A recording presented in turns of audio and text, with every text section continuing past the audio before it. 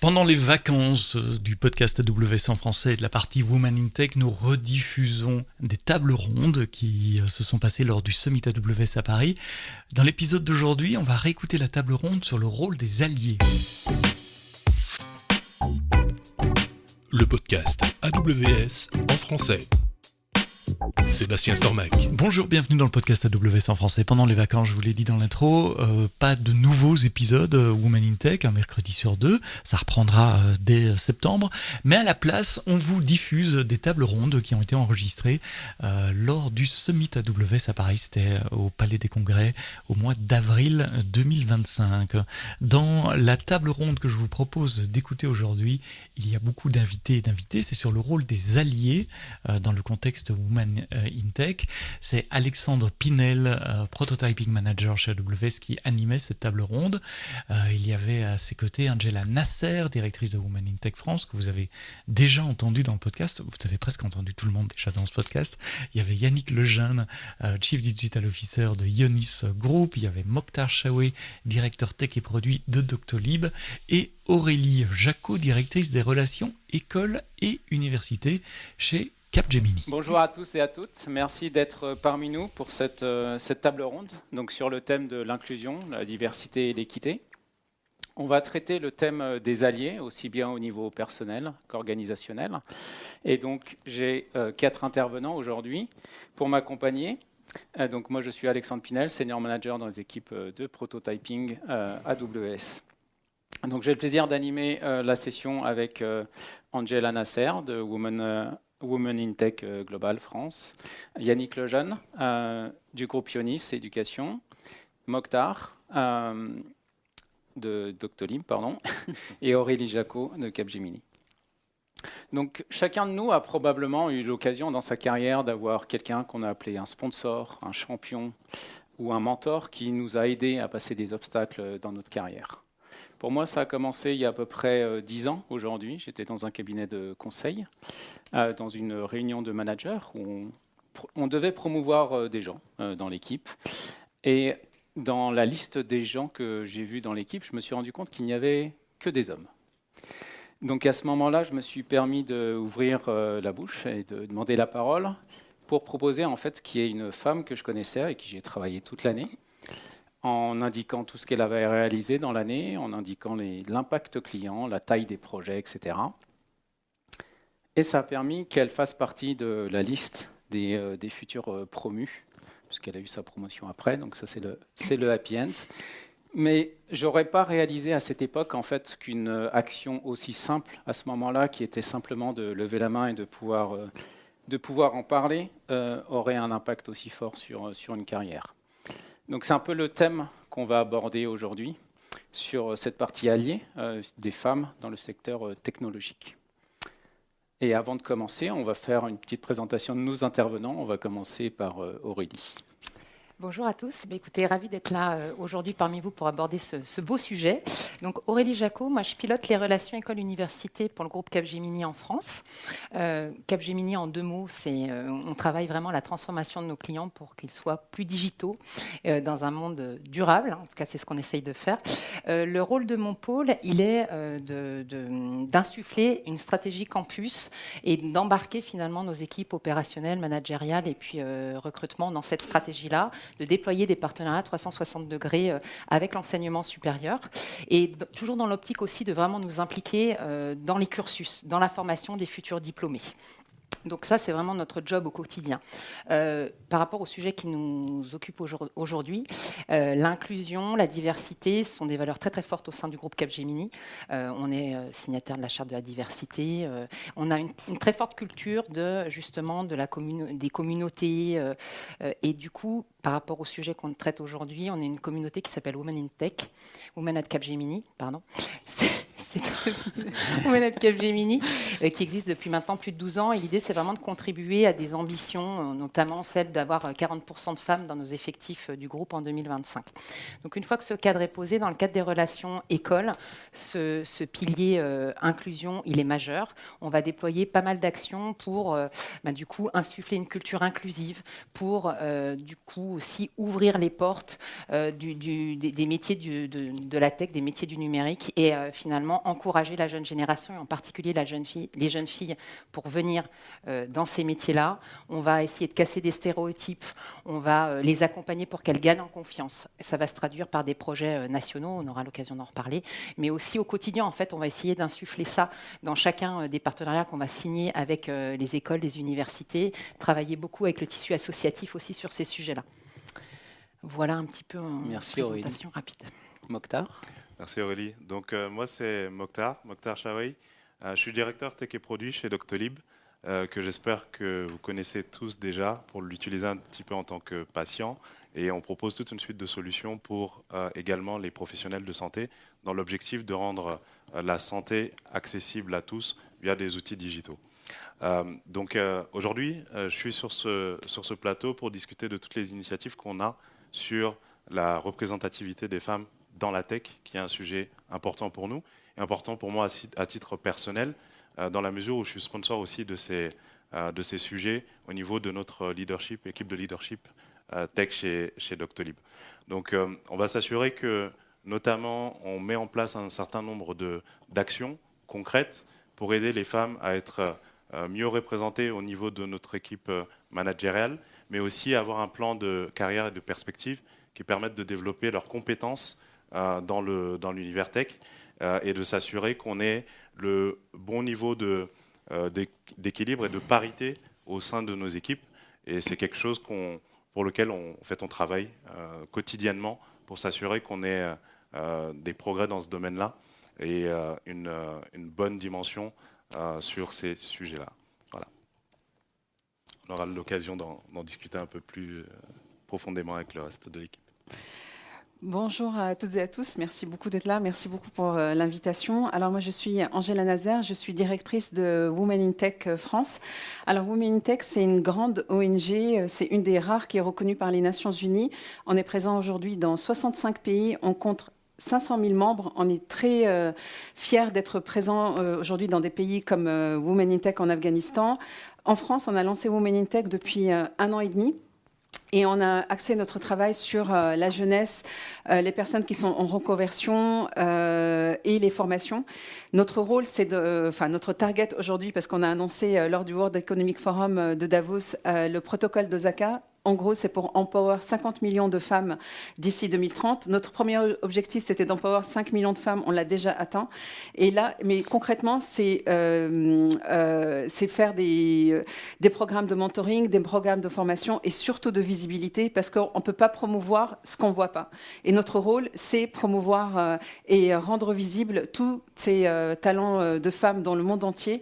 Et on crée des ponts, parce que pour moi, on a créé l'Internet et pour créer des ponts. Et pour moi, la tech, c'est créer des ponts et pas des barrières. Et notre rôle, c'est ça. Et c'est pour ça qu'on travaille dans les 65 pays tous ensemble. On travaille beaucoup avec AWS et Amazon et qui nous soutiennent dans beaucoup de nos initiatives très concrètes sur le terrain.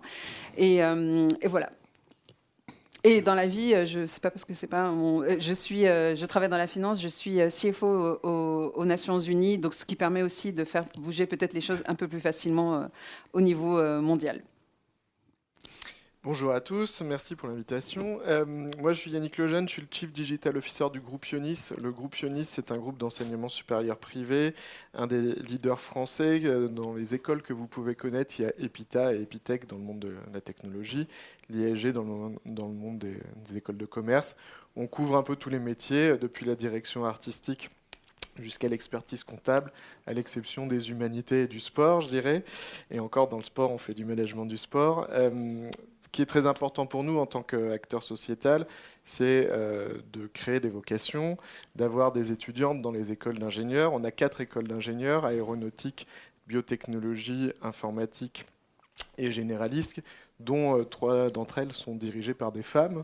Et on a du mal à recruter des étudiantes parce que un petit peu avant ça, au moment de l'orientation, on n'oriente pas forcément les étudiantes vers les métiers de la tech, on ne leur donne pas assez de modèles, elles n'ont pas forcément de mentors, elles n'ont pas forcément d'exemples.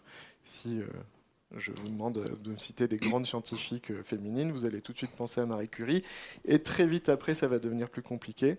Donc comment on peut faire, nous, en tant qu'acteur de la société, en tant qu'établissement d'enseignement supérieur, pour créer des vocations, permettre aux entreprises de recruter des femmes dans la tech.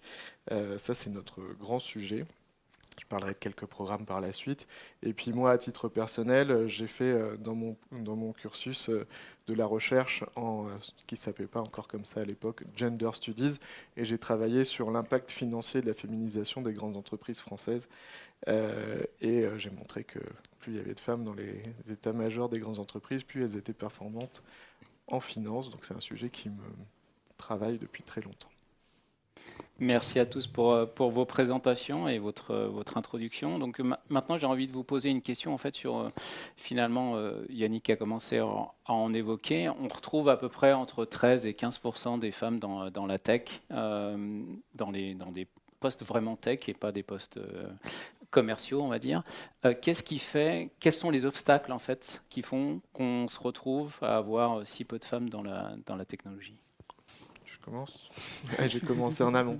Le premier problème, c'est effectivement, comme je le disais, un manque de modèles, de mentors. On a un certain nombre de grandes figures, plus ou moins à l'aise avec la société dans le monde de la tech, mais qui sont masculines. Zuckerberg, Musk, Satya Nadella, le président de Google. On en manque un petit peu d'un point de vue féminin qui soit de la même taille, de la même audience. Alors, il y a eu des grandes femmes dans la tech. Il y a eu Carly Fiorina à la grande époque de HP, puis après ça s'est mal fini. Il y a eu Sheryl Sandberg chez Facebook. Il y en a quand même, mais on manque de modèles stars, du Tony Stark féminin qui va projeter les jeunes filles. Et ça, on travaille tous à créer ce type de modèle. Ça, c'est le premier point. Le deuxième point, c'est qu'il y a une sorte d'inertie sociétale qui fait que quand une jeune fille en troisième est très forte en maths, et qu'elle veut faire de la science, rien ne va être fait pour l'encourager.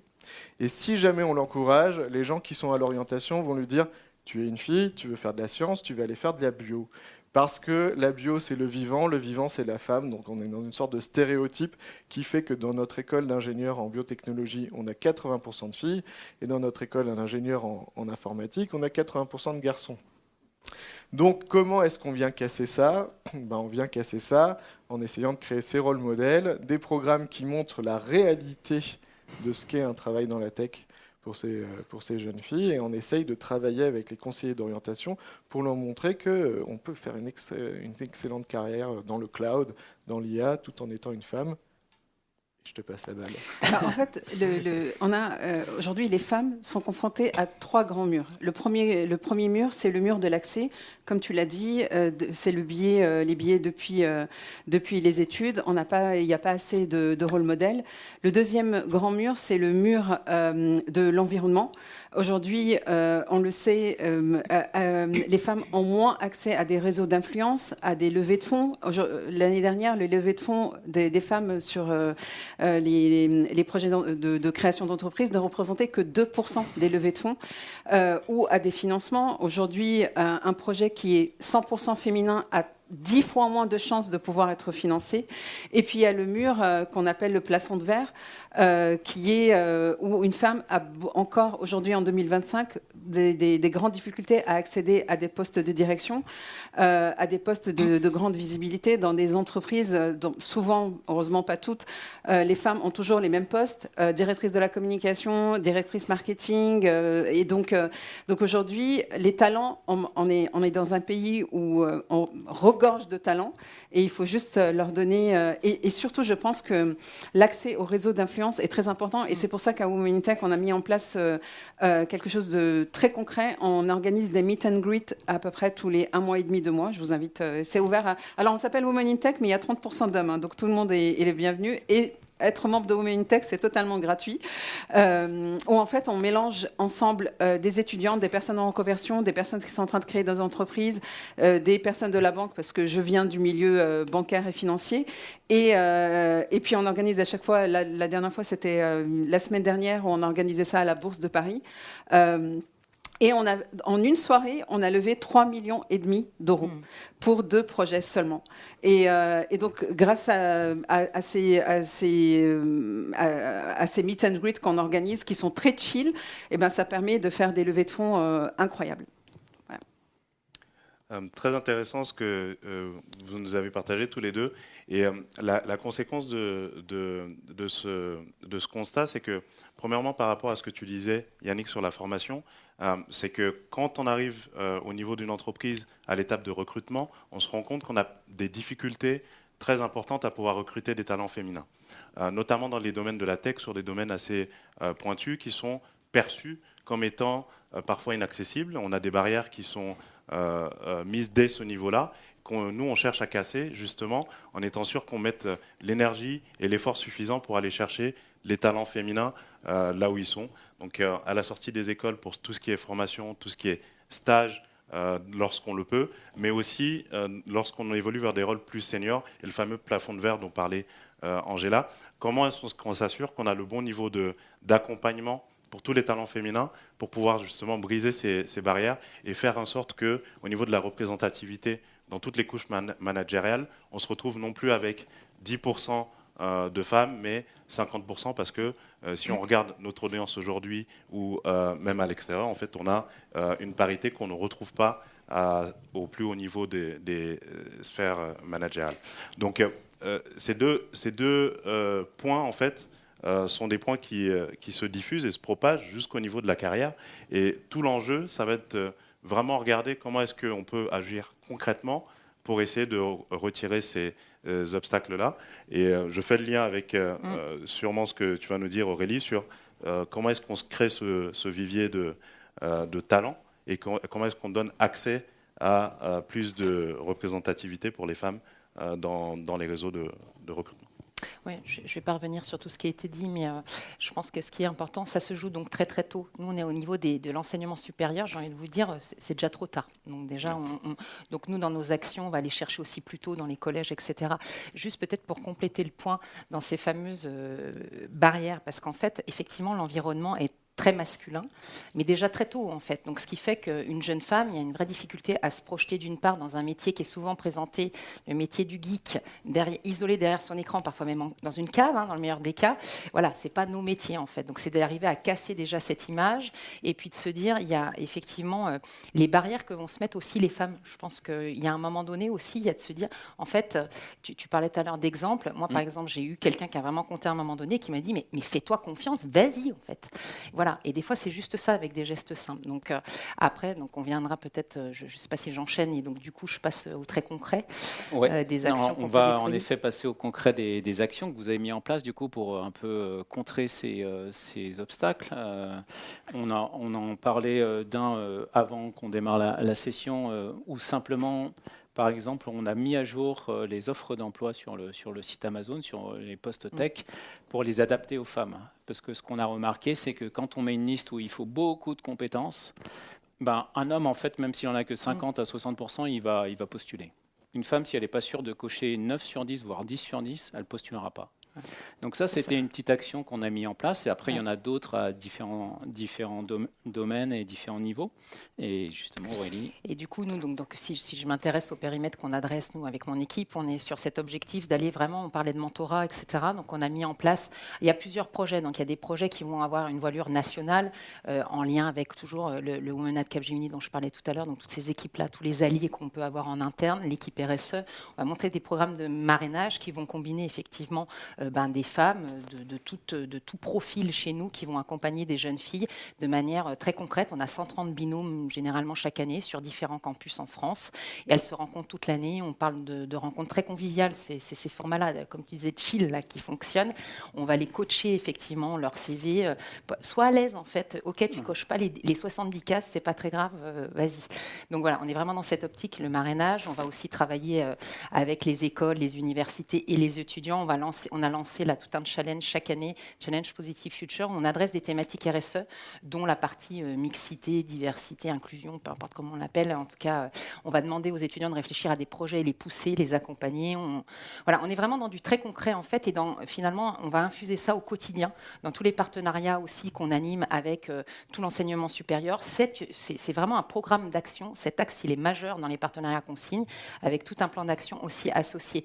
Et je vous dirais, c'est assez récent en fait, parce qu'on a vraiment vraiment faire ressortir cet axe aussi dans nos actions sur la pédago, avec l'associatif aussi étudiant, parce que et c'est pas seulement des jeunes, j'allais dire des jeunes femmes, mais pas seulement, il y a aussi des jeunes hommes qui sont très impliqués dans l'associatif étudiant qu'on va accompagner. On va travailler sur des formats aussi qui leur correspondent, parce qu'ils vont nous challenger, etc. Donc c'est vraiment, encore une fois, j'insiste sur ce côté très concret, en fait. Donc on peut pas changer la donne, en tout cas, malheureusement, on n'a pas 70 bras chacune, donc parce qu'on est une équipe de femmes. En tout cas, on pousse tout ça activement en allant aussi avec nos partenaires écoles, le groupe Ionis, etc., et toutes les écoles avec qui on bosse. On va aussi au niveau des collèges pour justement aussi essayer de tirer le fil. Demain, on sera dans les primaires. Voilà, donc voilà très concrètement ce qu'on fait. Alors nous aussi, en fait, on est parti du postulat que ça part à partir des études. Du coup, on a commencé à organiser des hackathons. Alors au-delà de l'aspect tech, nous, on voulait aussi créer une expérience sociétale. Les premiers hackathons qu'on a fait, on a organisé ça entre des REP, REP+, donc des lycées de Aulnay-sous-Bois, Mantes-la-Jolie, et des lycées privés comme Stanislas ou des grands lycées comme Jean Santsaï. Aujourd'hui, alors c'est très marrant parce que parfois c'est des associations de quartier qui nous contactent pour organiser des hackathons. Ils sont très surpris qu'on réponde. Là, il y a à peu près un mois, on a organisé un hackathon à Villeneuve-Saint-Georges avec une toute petite association. Là, on organise un youth camp cet été, avec une cinquantaine de filles à l'école 42, et on en a plusieurs, et on sera les premiers à organiser des hackathons dans les DOM, en Guadeloupe et en Martinique. Et ça, on est très fiers parce qu'on oublie toujours les DOM. Et ça, on y tient vraiment parce qu'il y a énormément de talents aussi là-bas. Et on a mis en place notre programme de mentoring. Alors, c'est un programme qui existe depuis très longtemps à Women in Tech. Il est payant dans le monde entier, sauf que là, on vient de lancer en France gratuitement. On est en train de recruter nos mentis. Donc, si ça vous intéresse, il y a encore quelques places.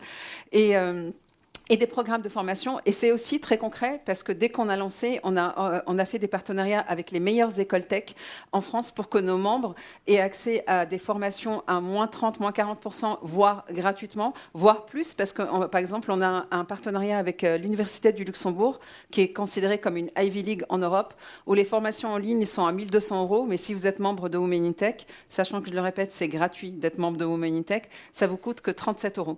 Donc, pour nous, c'est vraiment des actions concrètes. On intervient dans les collèges et lycées, et on a un gros projet.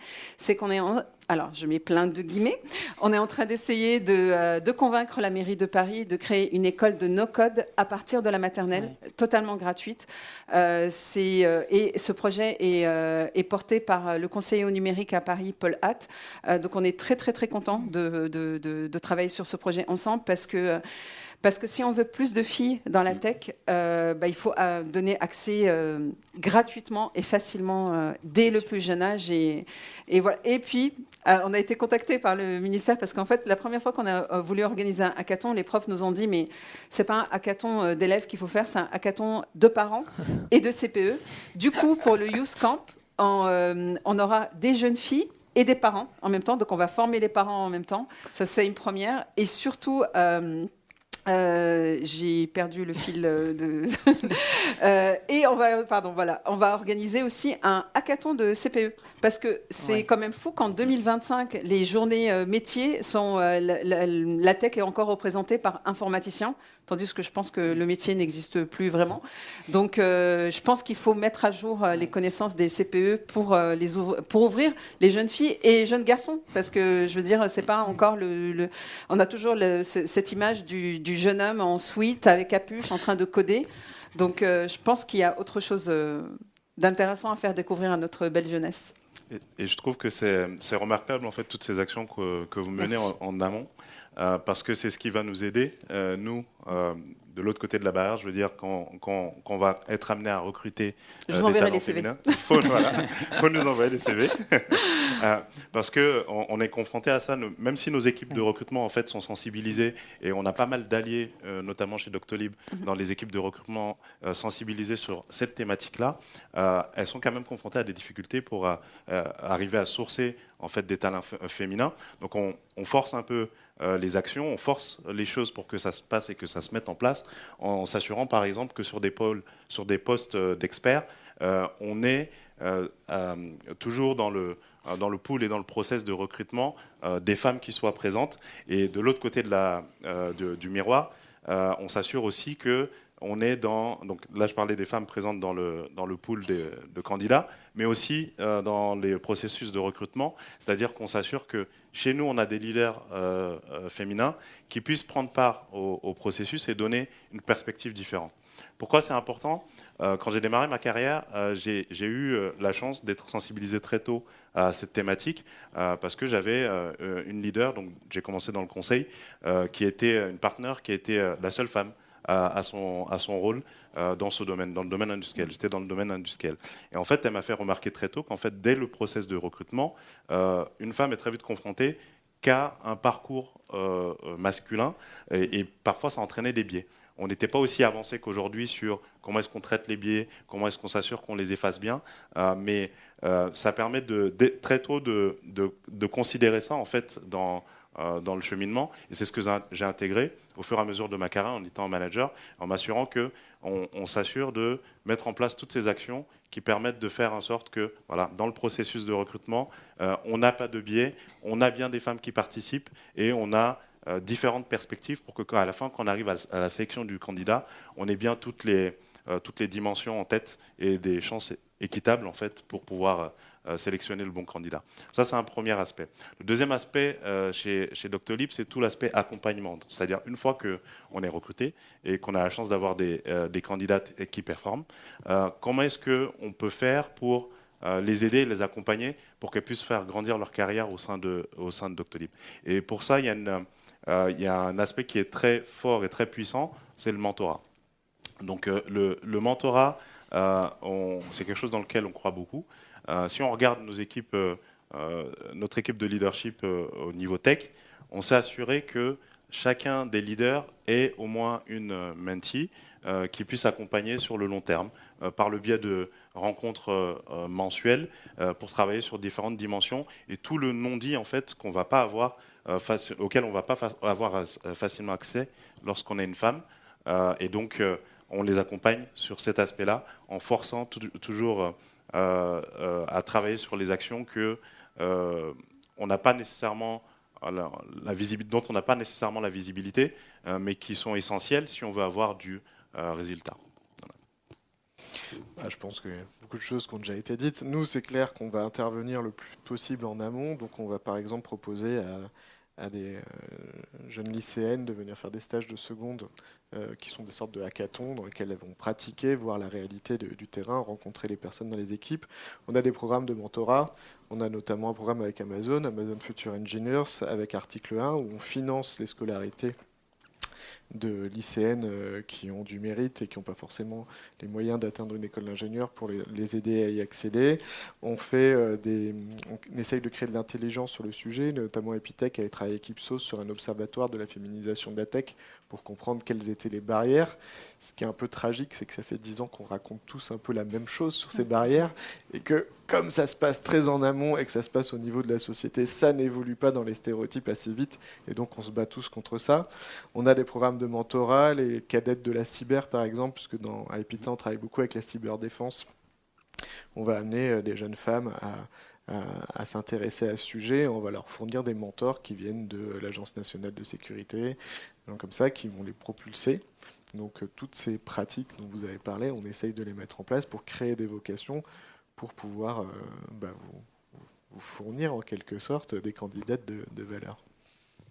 Très bien, merci pour les actions. Et du coup, est-ce que vous avez un exemple d'un mentorat, parce que vous en avez quasiment tous parlé du mentorat, ou d'un hackathon qui a créé une vocation ou qui a aidé quelqu'un à progresser? Est-ce que juste un petit exemple chacun sur...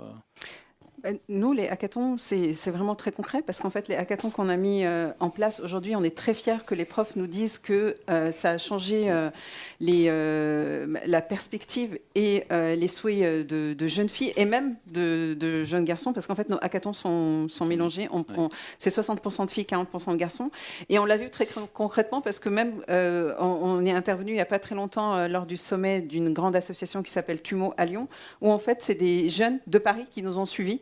Donc, et puis il y a quand on reçoit des mails de parents qui sont contents parce que suite à une intervention qu'on a eue à un lycée ou par exemple chez des associations comme TUMO, oui, on est et puis on n'a pas de mal. Enfin, moi, le mentorat, ça m'a touché moi personnellement. Je veux dire, moi, si on m'a pas au début de ma carrière, si je suis rentrée dans la finance et dans la banque parce qu'il y a 2 femmes extraordinaires qui ont cru en moi, qui m'ont dit t'es pas là par hasard, assume ta place. Ça m'a donné en fait, non seulement elles ont donné une légitimité à ma place, mais en plus elles m'ont transmis ce devoir d'ouvrir des portes.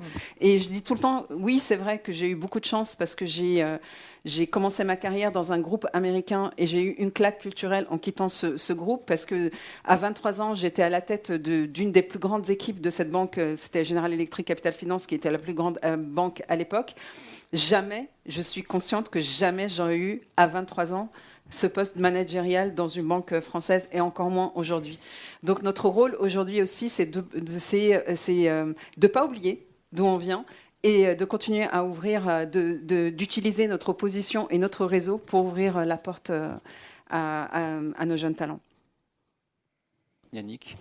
Ouais, nous, on a créé, j'ai créé avec Microsoft HP à l'époque, il y a plus d'une dizaine d'années, un trophée qui s'appelle Excellencia, qui a une double mission. La première, c'est de valoriser des femmes ingénieures, quel que soit leur cursus et d'où qu'elles viennent, donc pas forcément des gens issus de nos écoles, dans le but de créer des rôles modèles, et ensuite de valoriser une étudiante en école d'ingénieur, pour créer aussi des modèles plus générationnels. C'est compliqué pour une étudiante qui a 20 ans de lui créer que des modèles de femmes qui ont 45, 50 ans et qui sont déjà managers d'énormes boîtes, parce que c'est pas son quotidien. Donc on crée des modèles à différents niveaux, à différents âges, de sorte qu'elles puissent se projeter sur un chemin, et à travers ce prix, on finance des scolarités et on crée des pairs, mentors et étudiantes, et c'est vrai que ça sert d'accélérateur, et que les gens qui sont passés par là nous disent ça m'a permis d'avoir quelqu'un à qui poser des questions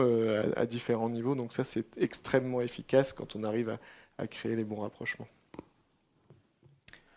Moi, un exemple récent qui m'a particulièrement marqué chez Doctolib, c'est donc j'ai rejoint Doctolib l'année dernière pour créer une équipe tech de TPM. Et donc dans le cadre de la création de cette équipe, j'ai remarqué qu'il y avait des talents côté produit, des talents féminins, qui n'osaient pas faire le pont et sauter du côté tech.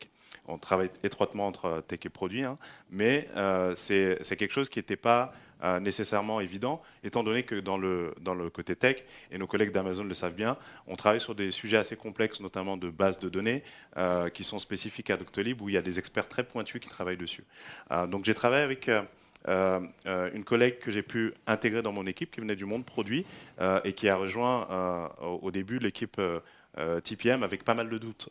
Est-ce que j'ai les bonnes capacités techniques? Est-ce que je vais avoir la maîtrise? Comment est-ce que je vais pouvoir me frotter à des experts qui sont vraiment des têtes dans la base de données?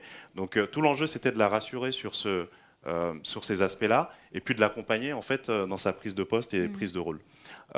Fast forward, 1 an plus tard, elle a non seulement été promue sur son rôle, et puis elle est reconnue par ses pairs, par les différents experts, y compris les personnes d'Amazon, sur l'expertise et le niveau de connaissance qu'elle a réussi à développer au cours de cette année, et comment elle a réussi à faire avancer ce programme qu'on a chez nous. Donc, petit exemple à l'échelle individuelle, mais je pense que ça illustre l'impact qu'on peut avoir à très grande échelle, chacun à notre niveau dans notre poste, en termes d'accompagnement, et en étant un allié en fait pour clarifier, enlever les doutes quand il le faut, et donner la bonne impulsion à toute personne, tout talent féminin qui veut réussir à intégrer le domaine de la tech. Peut-être juste pour terminer sur les programmes de marrainage, nous c'est développer beaucoup d'actions. Très bien, c'est concret, etc. On les coach. Et l'année dernière, on a beaucoup challengé aussi les équipes managériales et opérationnelles sur le sujet en disant, bon, on a fait tout ça, d'accord. On en a convaincu une bonne partie de ces jeunes filles. Il y a des stages qui ne sont pas des stages de 6 mois de dernière année qu'il fallait qu'on soit en capacité de leur proposer. Et dans nos métiers de conseil, c'est pas toujours évident. Et bien, on a transformé quand même sur les 130 binômes sur un pas vraiment capable de vous donner le pourcentage, j'ai plus les chiffres exacts en tête. On en a transformé un certain nombre de ces jeunes femmes qui sont venues en stage, qu'on va continuer à suivre dans une relation vraiment personnalisée et qui, j'espère, nous rejoindront aussi derrière. Mais donc ça, c'est vraiment concrétisé par des exemples très concrets. Et en exemple... J'étais vraiment super contente l'autre jour, où on a effectivement, moi c'était un ancien directeur d'école qui est revenu vers moi avec un profil d'une jeune fille juste post-bac et qui me dit il faudrait lui trouver un stage de 2 mois. Alors là, tu te dis bon, ça va être compliqué. En plus, bon, pour plein de raisons issues de la diversité, pas les moyens d'aller à Toulouse, mais très intéressé par l'aéronautique. Bon bref, enfin le package n'était pas très simple. Et en fait là, voilà, par la force du réseau en fait, et par la force du Women at Capgemini, je suis repassée par ces différentes personnes. On a mis le CV de cette jeune fille qui était quand même super, il faut se le dire, c'était vraiment un super profil. Et là, ben voilà, on lui a trouvé un stage, elle va venir chez nous pour 2 mois. Donc voilà, c'est un exemple concret on est allé jusqu'au bout en fait de la démarche. Top. Merci beaucoup pour ces exemples qui donnent envie. Justement, comment on a une audience ici de gens qui ont peut-être envie, qui sont déjà venus se renseigner aujourd'hui sur ces coins alliés, sur ce qu'on peut faire. Comment on peut leur donner envie d'aller un cran plus loin? Comment on peut passer à l'action en fait en tant qu'individu ou avec son entreprise si on a les moyens? Il faut tout simplement oser lever la main pour saisir les opportunités. N'ayez pas peur. Comme tu as donné l'exemple tout à l'heure, n'attendez pas d'être à 100% prête pour un poste ou lancer votre projet ou changer de job. Comment dire, tout ça, ça s'apprend. Mais oser, ça s'apprend pas. C'est où on les. Donc n'ayez pas peur. Moi, on a tous, moi personnellement, j'ai fait des choses. Je suis arrivée dans la banque, je sais même pas aujourd'hui comment on m'a recrutée. Je savais pas ce que c'était un décompte ou un tableau d'amortissement. Mais sauf qu'on a cru en moi encore plus que moi. Et donc, en fait, j'ai compris à ce moment-là qu'il fallait juste que je croie en moi. Et aujourd'hui, je fais de la tech et je vais vous donner un exemple très concret. Quand on a lancé Women in Tech au Ghana, il y avait une jeune fille qui, grâce à notre réseau, est rentrée dans une grande entreprise. Elle a gravi les échelons super rapidement parce qu'elle est extrêmement talentueuse, sauf qu'elle a gravi les échelons, mais en fait, elle n'était pas là dans les décisions stratégiques, on ne la mettait jamais en avant, et en fait, on a fait en sorte, on a organisé un grand événement à l'ambassade de France, et j'ai fait en sorte qu'elle pitch devant 500 personnes, il y avait des grandes entreprises au Ghana.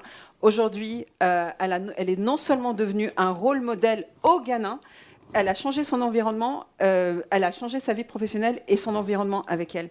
Donc c'est pour ça qu'il faut non seulement oser, mais aussi oser lever les personnes autour de vous. Et ça, c'est très important. Et je pense on a tous notre bon réseau à notre niveau.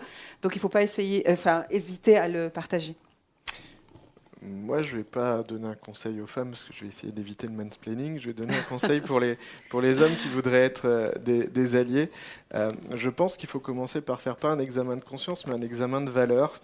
Quand on étudie la théorie du travail et l'impact du genre là-dessus, il y a 2 grands courants de pensée qui s'affrontent. Le premier, c'est l'universalisme à la française.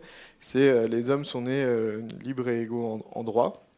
Qu'on a un petit peu tendance à raccourcir en les hommes sont nés libres et égaux et qui donne l'impression qu'on est tous pareils et donc tout devrait être pareil tout le temps. Ça, c'est un courant de pensée qui a tendance à essayer d'uniformiser la société et à considérer chacun pareil. Bon, c'est pas inintéressant.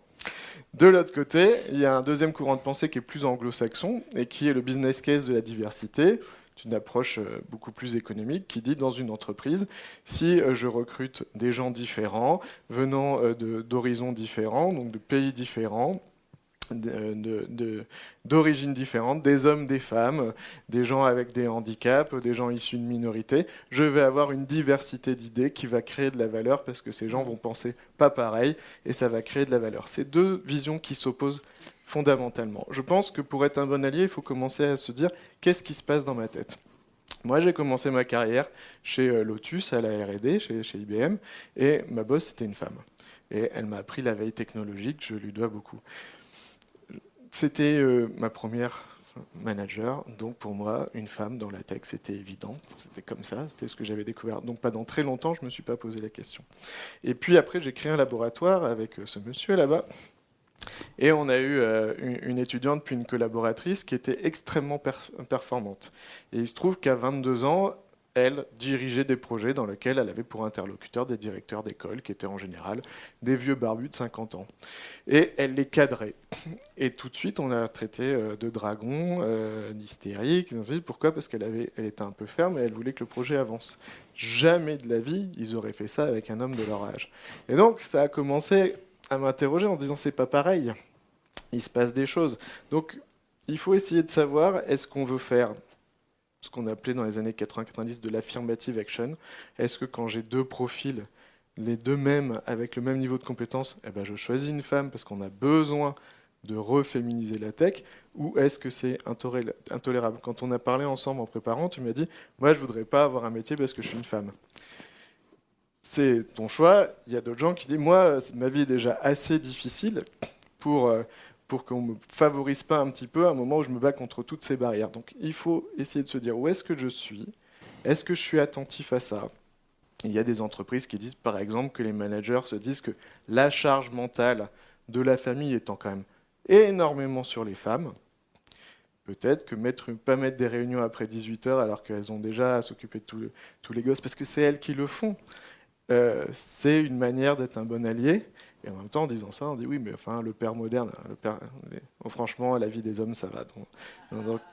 Donc il faut se positionner en disant à quel point est-ce que je veux être attentif à ces choses-là et qu'est-ce que je vais mettre en place pour promouvoir, pas invisibiliser les problèmes. Je pense que déjà, ça, c'est un premier travail qui permet ensuite de réfléchir aux actions. Et je dirais en fait, par rapport à ça, qu'il y a différents niveaux d'engagement. Donc on ne demande pas à tous d'être le rôle modèle parfait sur cette thématique-là, mais on peut tous commencer à notre échelle. Et pour ça, là je vais prendre en exemple une remarque que j'ai eue au dernier meeting Women in Tech, qui n'était pas plus tard que cette semaine, chez nous, où une femme m'a fait remarquer que en fait, lorsqu'on fait, donc on a des Hollands à certaines fréquences, où on fait monter des speakers sur scène, où on discute de différentes thématiques. Et elle me dit, est-ce que tu as remarqué que sur nos derniers Hollands, il n'y avait pas de femmes ? Et donc ça m'a fait tilt, parce qu'en fait, pour se rendre compte qu'il y a un sujet à traiter, faut ouvrir les yeux et puis commencer par être vigilant à ce qui se passe autour de soi. Et donc je commencerai concrètement par vous proposer ça. Regardez autour de vous et regardez ce qui se passe. Et en fait, on n'est pas forcément sensibles tous aux mêmes choses, mais on peut réagir. Et donc suite à cette remarque, on a pris comme action très concrète que dès le prochain Hollands, on allait s'assurer qu'en termes de speakers, puisqu'on a alors, on n'a pas encore 50-50 de parité entre les femmes et les hommes dans nos équipes tech, mais on a des femmes et donc elles ne sont pas invisibles. On va s'assurer qu'elles soient bien visibles et sur scène et leur donner l'opportunité de donner des présentations aux Hollands. C'est un petit exemple que je donne, mais je pense que c'est important de se dire, voilà, on peut commencer à différents niveaux d'engagement et il faut commencer par de l'observation autour de nous et se rendre compte et être vigilant de là où on perçoit des écarts pour pouvoir agir dessus. Et ensuite, bien sûr, je vous encourage à aller encore plus loin et puis à propager ce qu'on peut en termes d'action. Il y a tout qui a été dit. Non, je suis assez alignée. Je pense qu'il y a différents niveaux d'engagement. Et en fait, il part déjà, on l'a beaucoup dit, c'est individuel, en fait, d'être sensible à tout ça, attentif. On parlait de coaching, de choses comme ça. Des conseils, en fait, arriver au bon moment pour cette jeune fille, cette femme, etc. Et puis, alors, si je mets du côté entreprise, on parlait de la leadership, etc. Est-ce qu'il y a déjà des groupes d'alliances qui sont en place dans l'entreprise et qui prennent un certain nombre d'actions, évaluer le niveau aussi d'investissement qu'on souhaite y mettre, ou bien peut-être des best practices qui sont poussées par ces groupes-là, et pour aussi l'impulser sur nos périmètres, etc. etc. Donc il y a plein de possibilités d'intervenir sur le sujet. Donc on a le choix d'intervention à plusieurs niveaux, à plusieurs stades de la vie d'une jeune fille qui veut faire une carrière dans la tech, des associations, des ONG, pardon, qui font des actions à tous les niveaux, les écoles. On voit aussi qu'en entreprise, on a la capacité d'agir dans sa propre entreprise, d'autres entreprises qui montrent l'exemple, de créer du réseau. Donc autant d'actions qui sont possibles pour un allié, pour pouvoir prendre le lead. Comme je vous disais tout à l'heure, ça peut être simplement revoir une offre d'emploi, ça peut être pousser quelqu'un à oser, à postuler à cette offre d'emploi.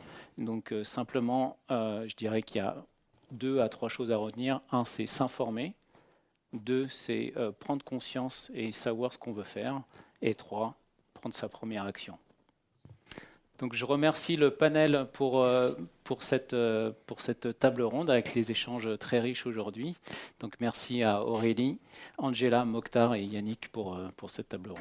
Merci.